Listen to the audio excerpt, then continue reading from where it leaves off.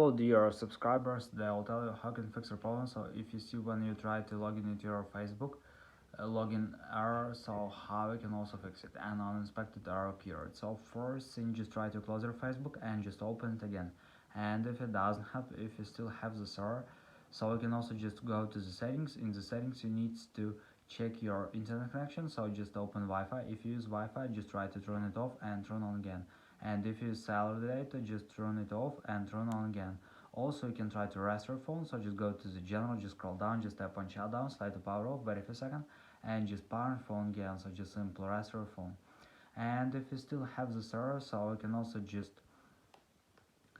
try to update your app, so just go to App Store, just go to search tab, in search tab just write here Facebook.